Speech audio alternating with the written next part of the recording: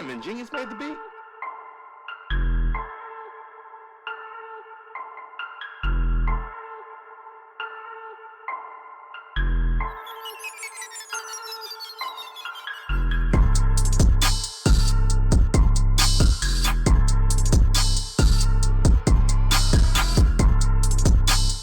Yo, welcome to another episode of the Coach Life Podcast Radio. I'm, of course, your host, Prince of Positivity, Coach Steve. Joined with me, as always, the Dime Dropper, Coach Luna. How we doing, Brody?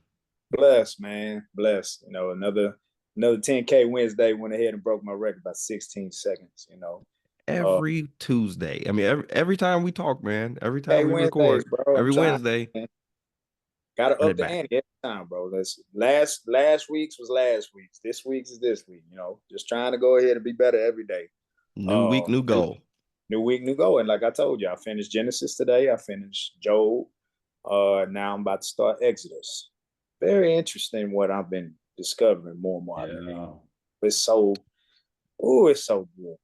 Coincides with some of our topic for today, too, right? Man, a lot. A whole lot. CEO, founder of the Coach Life Podcast Radio and brand about building your brand. Coach Wash, how we doing, bro? Best. Bing, bing, bing. Hey, man. Got the props. You brought the props with you, bro. I got the toys out. Yes, sir. Appreciate you. So, topic for today. We've kind of roundabouted this quite a bit in a number of other pods that we spoke on. Today we're talking about something that doesn't just affect who we are. It defines us. Mm-hmm. Character. More importantly, character development. We ain't talking about in the movies now, where they give you all the backstory about these characters, right? That may coincide with it a little bit. That might play a big part. That might coincide with it. That may coincide with it. I think I did that unintentionally. Look at that. Freestyle. All right. Don DeMarco. Damn, thanks, God. Appreciate that. But to the point that when we talk about character development, we talk about many different facets of what it takes to end up building said character, right? Thank you. That character development that's needed, right?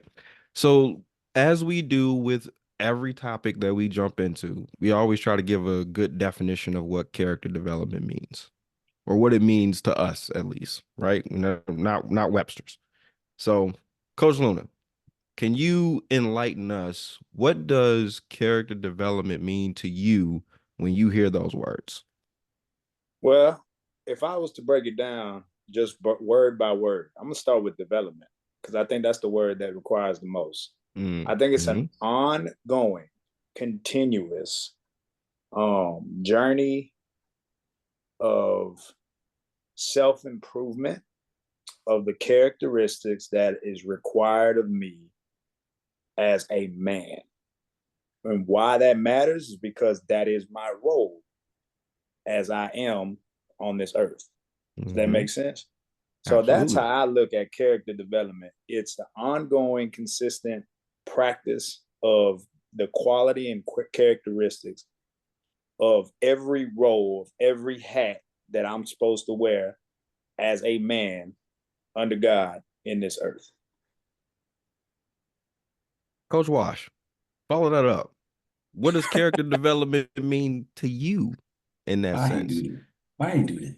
Partly because I wasn't going to follow that. It gave a perfect definition of it. Okay.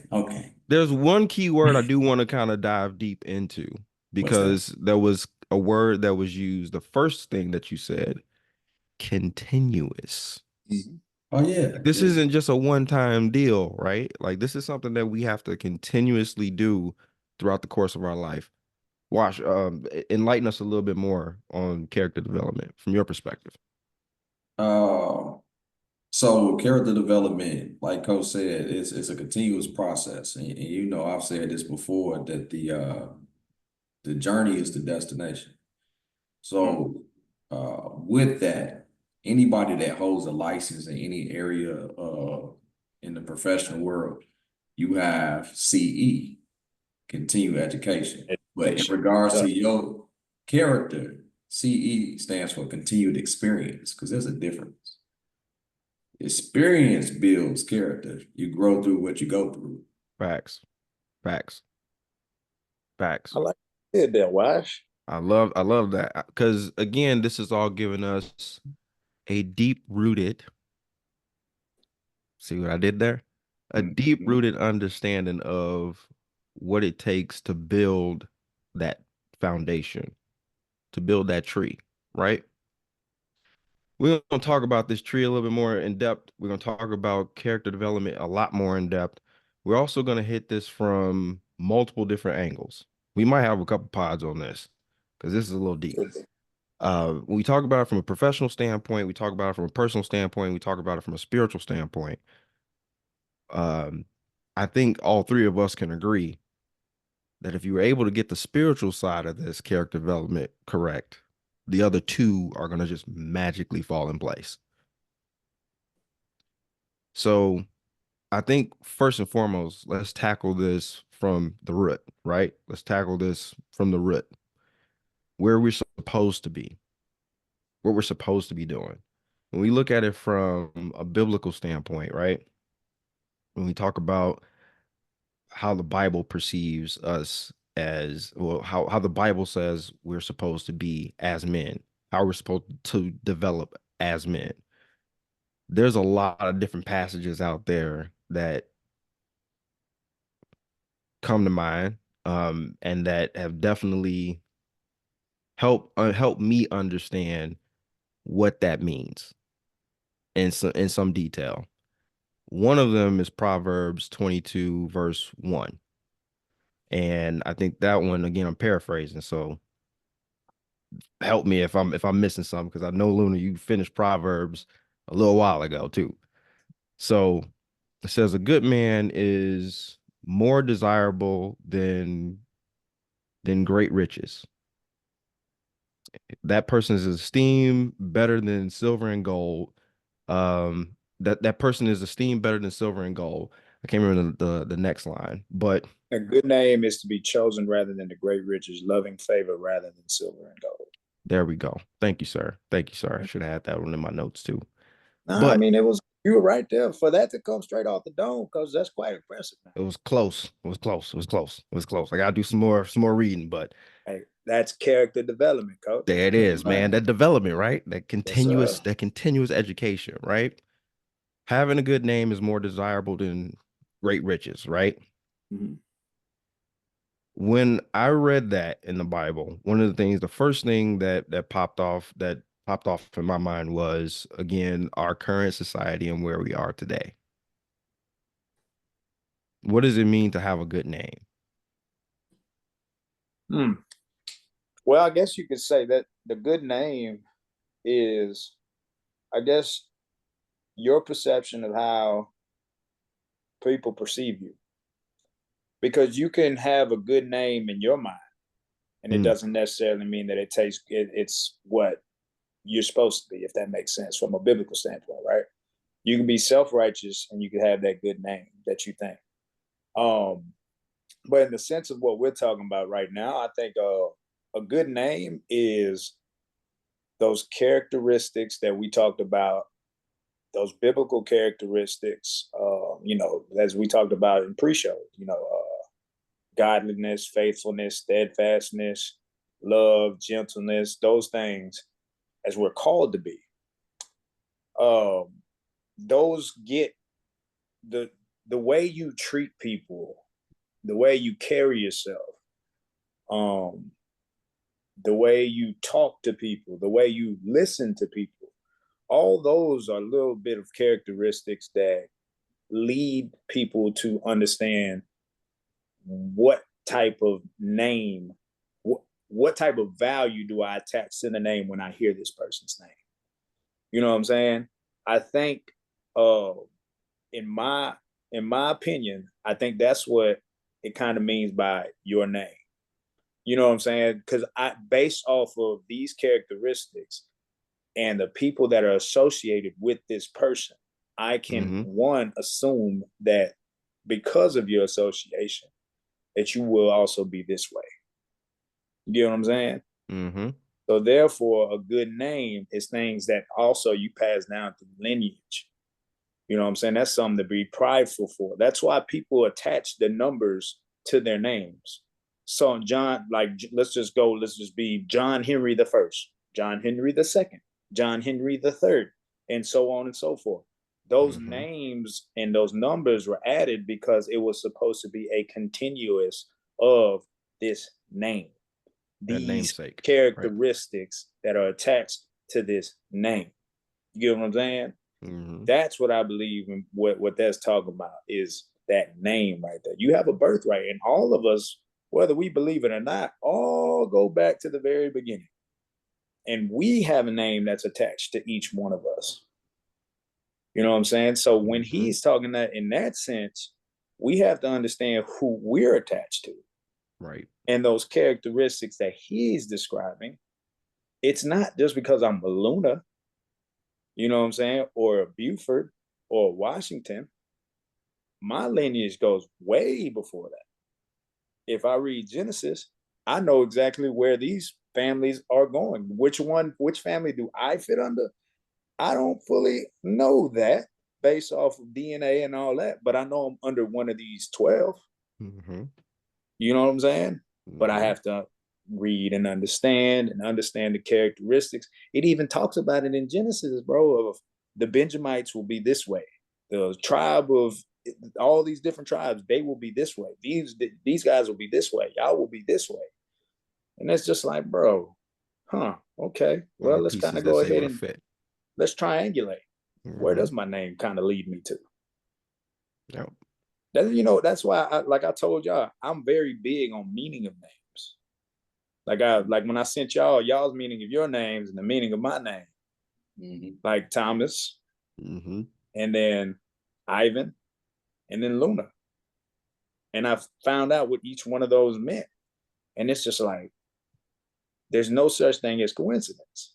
I don't believe in coincidence because that means that someone is not in control. Right. Right. So as I look at those things, I'm like, there's a divine reason. Your name is your name.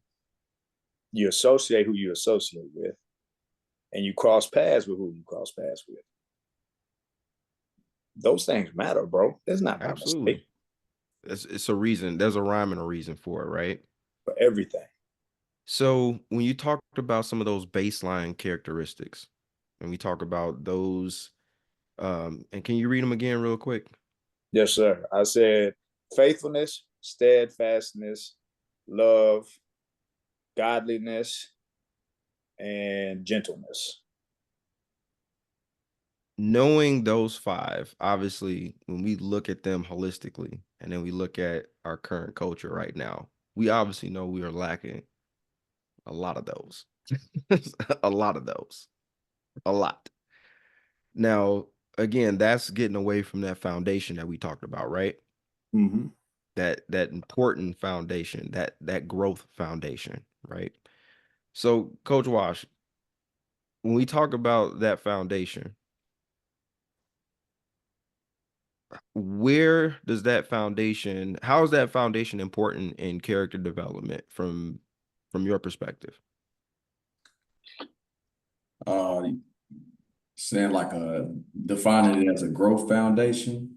Yeah, like how is that foundation of those five things, those five characteristics that Luna just mentioned, the way in which we need to be living based on how the Bible is presenting this to us?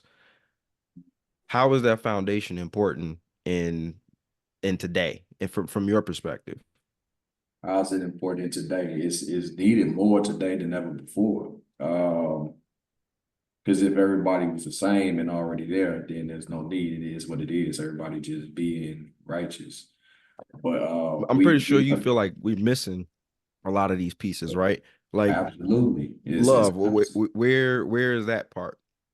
The steadfastness. Where is that? The gentleness. Where is that? Yeah. Like, where do you see those particular facets in current culture today, or a lack thereof, I should say? The lack thereof. I would say the how shall I word this? Simply put, the devil running loose right now. All of our communication and media is driven by everything anti-God. And it takes your growth and your foundation, getting back to that, as Luna mentioned before, when we talked about just purpose, right? Mm-hmm. We all have a purpose. Our primary purpose is to actually serve one another and to spread God's name.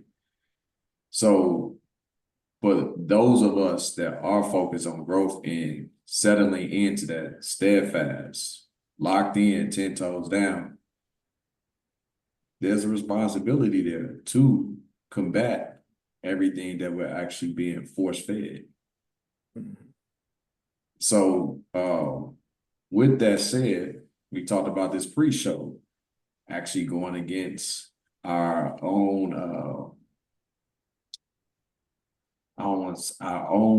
restricting ourselves from actually standing on business. Like, we don't want to do that.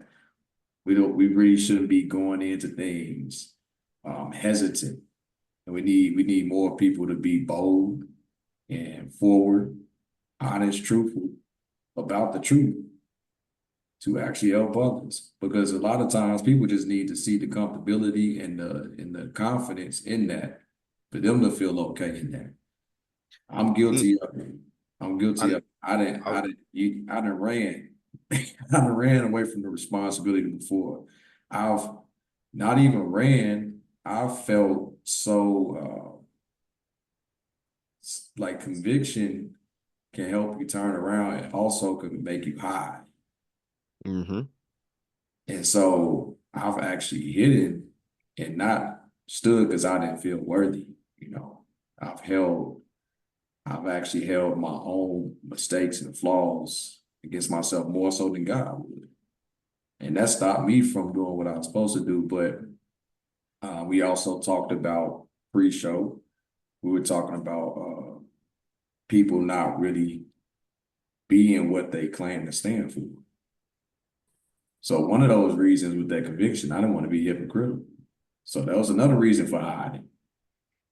I can't comfortably preach something to people that I'm not doing right now.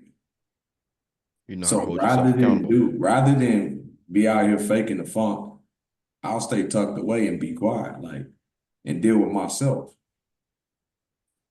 And so it takes that, what I'm doing right now, the honesty, and talking about the growth process that I went through, it takes that for us to be able to relate to others and help them get past what we're seeing today. Because, and I'm seeing a shift, to be honest. Is more of what we're doing happening right now. There's a lot more people standing and speaking out. We actually seeing them not cut to commercial when athletes and other people get on TV, start thanking God. And media was notorious for that before. They cut you out in a minute. They did it to Benjamin Watson. Yeah, they cut you out in a minute. But there's a shift somewhere that they're letting it slide a lot more. They're letting it fly. I think it's important. What's happening? It's a shift, like you said. It's important for us to kind of see this. You're making me skip on some of my notes right now because I got to go all the way down to the bottom of my notes right now because I put something in here that I wanted to touch on at the end or a little bit close to the end. But you mentioned it already, and that's again when you talk about that perseverance. There's something to be said about, like you said something earlier. Again, you grow through what you go through, right? And I think you say that. I think you said that in probably like the last like 6 pods that we had. And Yeah. but it's so much realism and it's so much truth in that, because when we talk about you grow through what you go through, that experience that you're learning, like here's a really good example. let's say for whatever reason you got to get, brain surgery. How much experience do you want this surgeon to have? Better be the best Yeah, doggone brain surgeon. You better work on about 100 of them. that's right. 100? I want this Need dude to have years. been doing this for the past 30, 40 years. I I don't want. want that many years because I don't want no shaky Oh hand. no, no, no. No. I feel you. I feel you. But I want him to have so much experience with the shake, he knows how to compensate. Because Yeah, again, he understands the CE, right? The yeah. continuous education that's needed. He understands those small little details, those finite things that we are not going to think about, right? So when we talk about somebody that has that kind of experience, that's what we want. When it's something really important, we want something with that much experience, right? We don't look at life like that. I'm gonna give you an example right now, and I hope to God that he doesn't get mad at me for using him as an example. I'm not gonna use his name. I'm not gonna use the situation, but I am going to kind of float around the situation. So if you're listening, and I know you are listening, I got you. Don't worry, I got you. I have a friend of mine who started working with somebody, and as he's working with them, he finds out that this ain't this ain't gonna work. I known this dude my entire life. Like it's like, you know what I'm saying? You working with Lloyd or me working with Lloyd. Like I've worked with Lloyd. How many? I don't even remember how many jobs we didn't had together, bro. Like we Awesome. 4, 5, 6 jobs together. Yeah, yeah. Now, of all of those jobs, like we have never gotten to a situation where it was like, man, I can't work with this dude. Like it's not gonna work. Like we are not going to work. Like I have a higher moral compass than he does, or vice versa. It's never been that way. It's always been, this is how we have to work, and it would literally be at the same pace, right? My friend is working with somebody, and he's like, I'm not understanding why this ain't working the way that it should be working. Like I'm expecting him to be the same guy that we hung out with, that I hung out with, the same guy that I know, right? So I started asking some questions because I don't know his friend that well. I just asked him some general questions. And he had told me, he was like, my man has gotten in trouble with some law. He got in trouble with the law. He had some other situations where, he just kind of, been kind of out there, running the streets essentially, right? So I asked the question, I was like, so why did you get in bed with him if you knew what kind of dude you was working with? He was like, what you mean, bro? Like, that was like then. And like, I mean, like, he doing better now. Like, he ain't doing the same stuff like he used to, but like, I'm like, but he's still doing the same stuff. He's still moving kind of the same way. Like those characteristics haven't changed. Like those things are still there. And then you wondering why you having the problems you having right now. Because you're around the same, like you see it, but you refuse to do anything with it. And it kind of coincides with what you said, Coach Wash. Like someone put the mirror in front of you and said, here's God. Here he is. Look at him. And just like I have, just like you have, Luna, and just like you have, Wash, you just told us, we ran. We went the other way. Wasn't ready to hear that. I don't want to hear all of that. I don't want to hear all of that. Because that now makes me have to reflect and say what I'm not doing. It's harder for those individuals who already have a high moral compass, who already have that innate ability to feel like I'm not doing enough, even though they may be doing more than others. They may not feel like they're doing enough. We've all had that feeling like we're not doing enough. You're doing the best you can. You getting up, you working out, you're trying to eat right, you're trying to take care of the house, trying to take care of the wife, you're trying to take care of the kids, trying to do everything.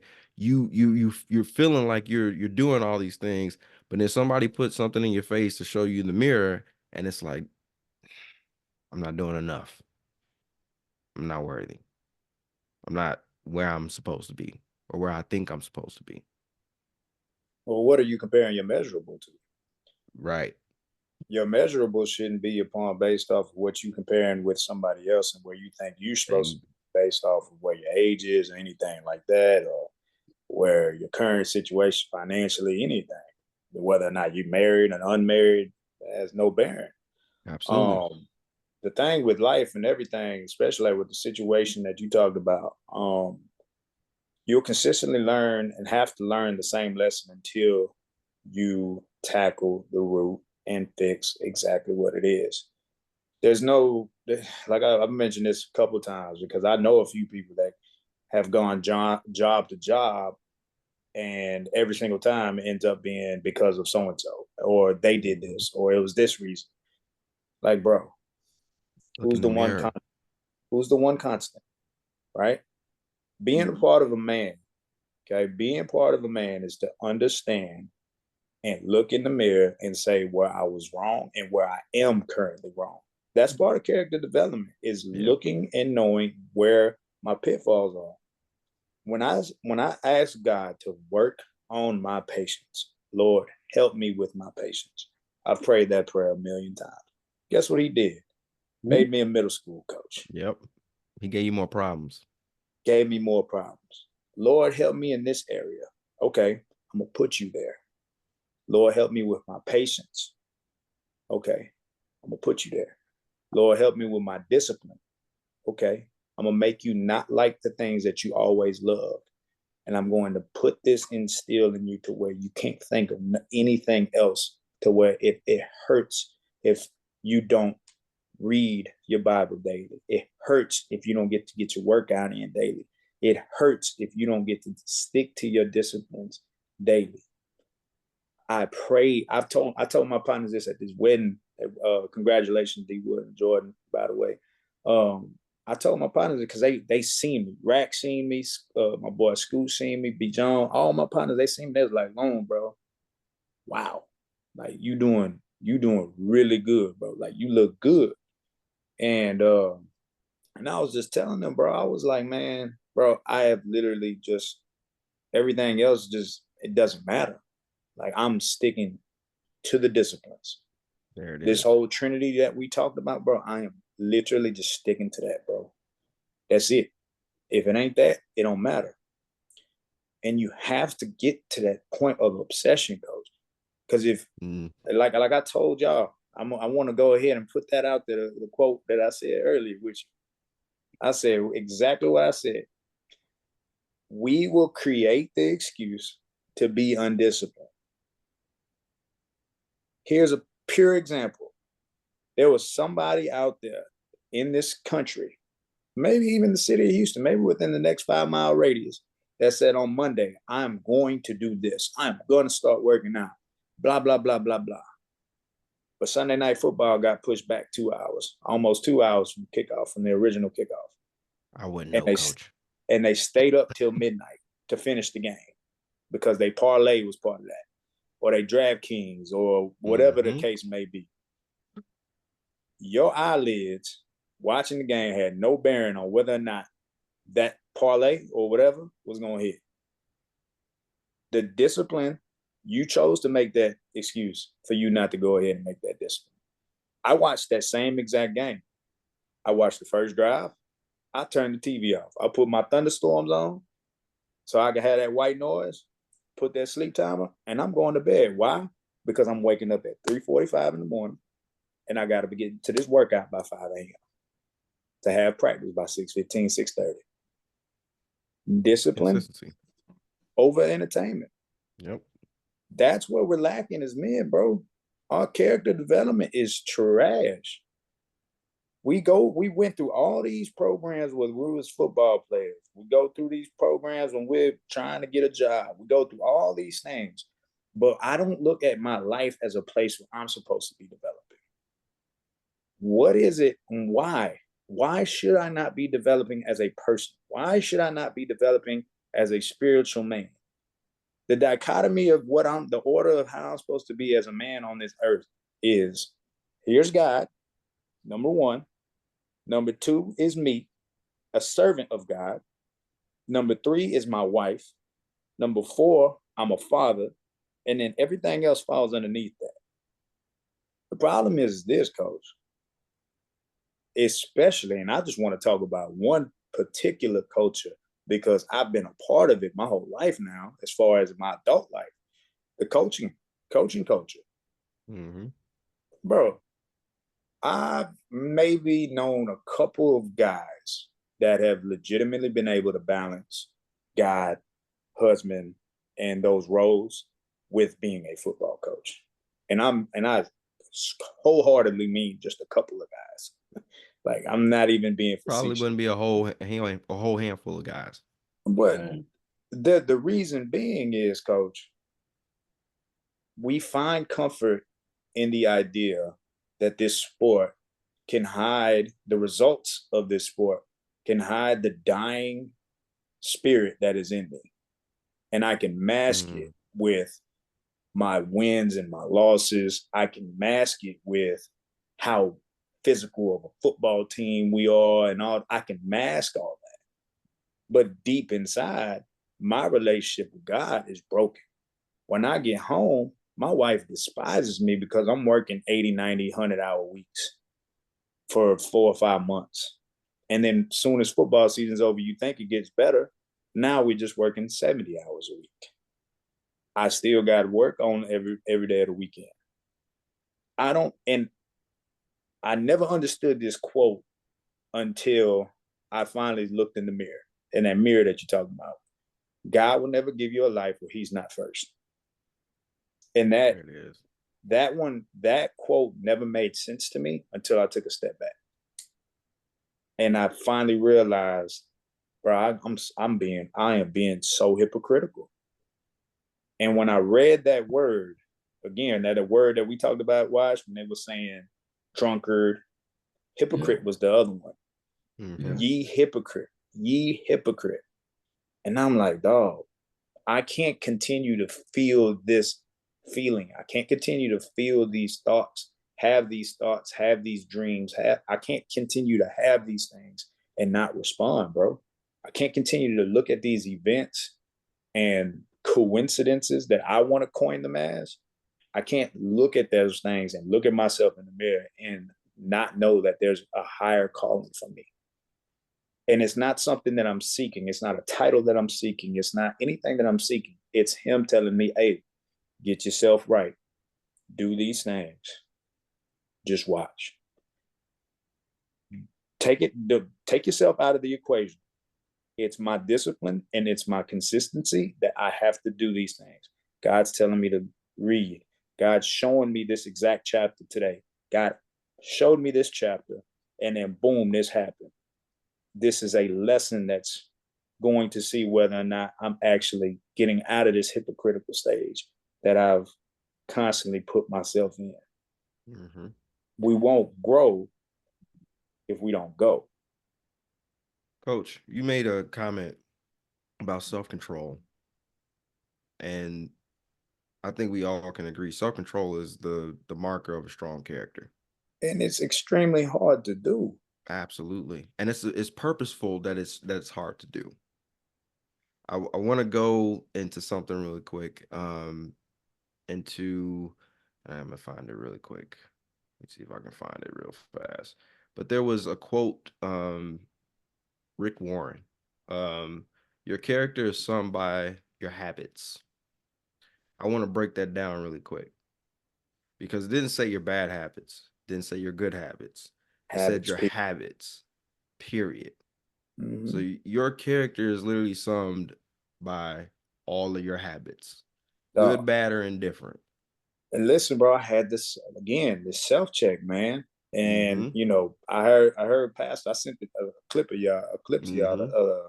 Pastor said from Sunday to Sunday. That's how we're supposed to be, right? And again, that punch in the chest. I started reflecting back. I'm like, bro, every Friday, I'm over here smoking a black, whatever the case may be. You know what I'm saying? I'm getting my buzz. It's the weekend. I don't care If I did work out 2-3 times a week, so be it. It is what it is. Saturday, repeat, rinse and repeat. Sunday, maybe, babe, I'm tired. I don't. Let's just stay at the house. Let's watch it on TV because there's no conviction when I watch it on TV. I can tune it out, right? Right. So I had to, again, you got to learn to rewire the brain. I looked at that. I was like, bro, ye hypocrite. I keep ye hypocrite, right? I got to fix this. So what do I got to do? I got to make my schedule so hard that I will disappoint myself. And I feel like I'll let people down if I don't do these things. Right. So what did that lead to? Working out Saturday morning. Well, a workout Saturday morning, if you had a long Friday night, is abysmal. It's freaking terrible. So what's the next thing we did? My wife loves to sleep. Every woman loves to sleep a little extra, right? So first thing we were going to the 9:15, 10:30. No, we're going to like 10:30 service. It's super duper packed. I said, babe, we can't do this. Right? So we got to go earlier. Right? Here's the caveat. Not only were we going earlier by 9, they shifted the services 45 minutes. So first service actually starts at 8:15. So you got to get up even earlier. So I got to get up even earlier. What type of man am I? What type of character do I have? If I wake up in the morning with a hangover, smelling like tobacco, to walk up in God's house and be around godly people, what type of character what does that say about me? And then as a man, as a husband, what does that say about her? You know what's crazy about that, Coach? Some people will listen to what you just said and would be like, but I went. I understand. I get it. Yeah, but you check the box, right? That's it. You check the box. You weren't there. There's a reason why. There's a reason why it says be sober-minded. The more and more I've been sober-minded, the more and more I've been more sensitive to things. I taste things differently. I see things differently. I hear things differently. Everything, all of my senses have been like almost like reawakened to the point of almost like innocence, to where I see things as is. Almost like childlike. I see exactly what it is, and I'm not putting a veil on it. It is exactly what it is. You know what I'm saying? Coach, I'm on I think was it 2 weeks ago? I think 2 weeks ago, you shared some things with us. Coach Wash, I know you shared some things with us recently. When we talk about accountability, I had a moment this past weekend on Sunday. I was reading a couple scriptures that I saw and going through a couple of Bible apps that I got, plans that I already got put together. And something hit me about building a house, essentially. Can't remember exactly the Bible quote, because it took me down a rabbit hole with a bunch of other Bible quotes that I started going into. But it mentioned something about building a house. And when it mentioned, no, it wasn't even, you know what, Coach? It wasn't even about the foundation. It was more so about the house being self and taking accountability for the house, right? So I was reading this, and as I was reading it, the first thing that went through my mind was, I gotta get out and cut this grass.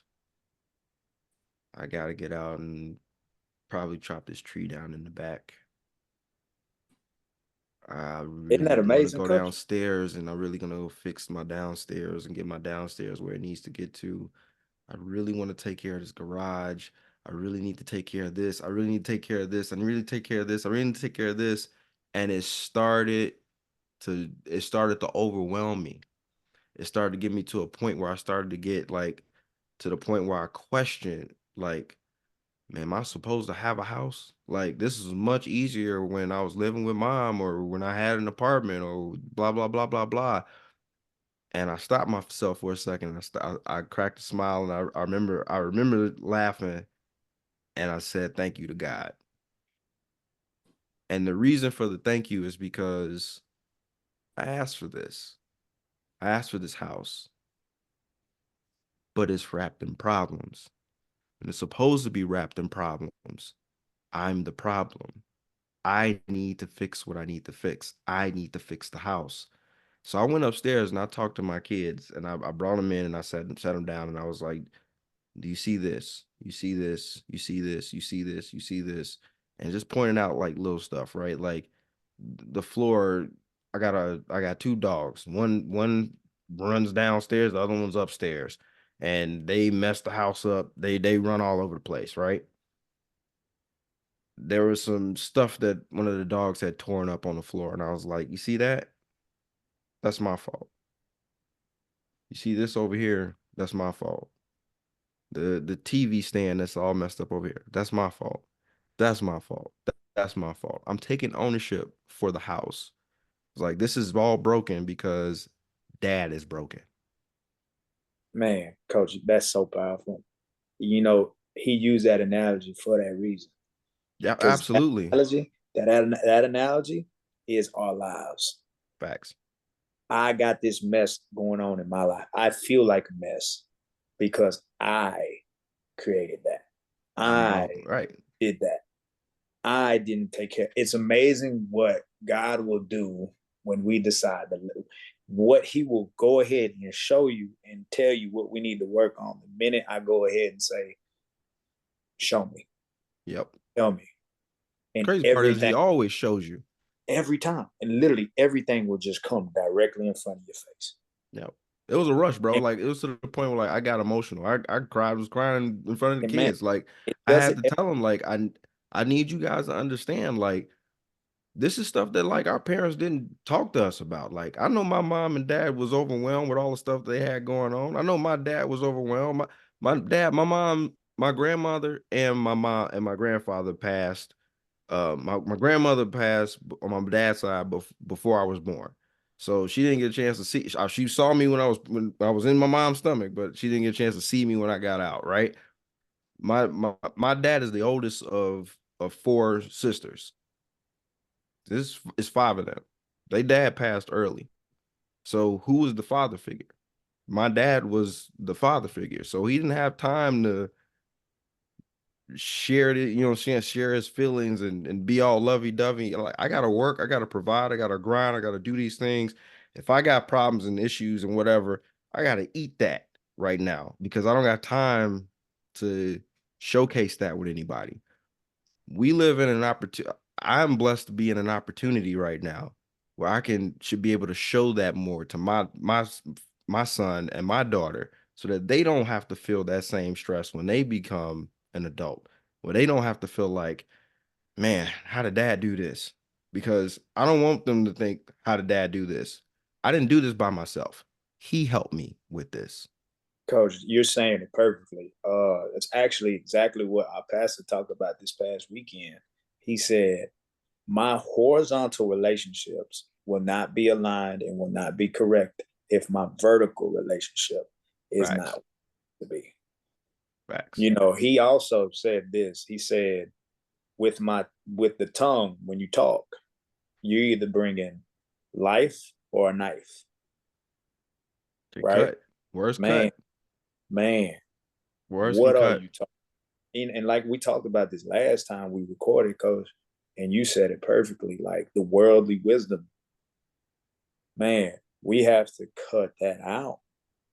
Because what we're ending up doing is that we're giving people the advice that leads them right back to the same pitfall that they were originally trying to get out of. Now, it's not our responsibility to show you exactly what you need to do, how you need to do it, blah, blah, blah. That's on you to go ahead and search. But I'm telling you where your answer is, at least. Exactly. You get what I'm saying? Absolutely. Oh, that's so important, man. And the quicker we are able to instill that in these kids and able to instill that in the generations and men, we're, I've said this before and I mean this wholeheartedly, bro, we're the issue. You know, Absolutely. God placed us right under him for a reason. He gave us dominion over for a reason. We're not, one, we've lost our power. And that one of those words, and I won't say we lost our power, meaning by strength or anything like that, or it's not technically lost. Loss is something that you can't find. We've misplaced our power. And we need to go ahead and take it back. The word that I feel like we're lacking the most outside of love is steadfastness. Or steadfastness, I'm sorry, steadfastness. Being immovable, standing firm in your beliefs. I feel like that's a giant problem within our generation. And like we talked about in pre-show, like standing on business. Like, why has it gotten to a point where a pod talking about God, talking about these things, why is that something that's like almost profound? If you read the Old Testament, you read the New Testament, this is what we were supposed to be doing. This is what men were getting together to talk about. We weren't talking about nothing else. This is what we were meant to be doing. We're supposed to be sharper than iron. The sharpening of the iron comes from the word. Absolutely. Well, It's like absolutely. I definitely think, well, like you said, back to just the vertical alignment is misplaced. But that was misplaced due to the enemy knows what to attack. Attacks all our weaknesses. So, and that's different for everybody, right? We all have different weaknesses. So hell ain't a beautiful place, but the devil do a hell of a job making that road to hell look beautiful. You know what a mirage is? Something that I imagine is there. Yeah. When you're in the desert, right? And I'm yearning for water because I need that. water. You need it. You will get a mirage where you will think water is there where it really ain't there. And that's something. Exactly. And I think that's something again that we've kind of gotten fixated on as a society. And you're 100% right, Luna. It starts with us. It starts with taking that self check, that self accountability, looking in that mirror and saying, "Yeah, I'm broke. I'm broken," but that's okay. I also want to touch on before we get get too far down this rabbit hole. I want to open up. That's why we gotta have them run it back. Exactly. That's why this got to be ran back.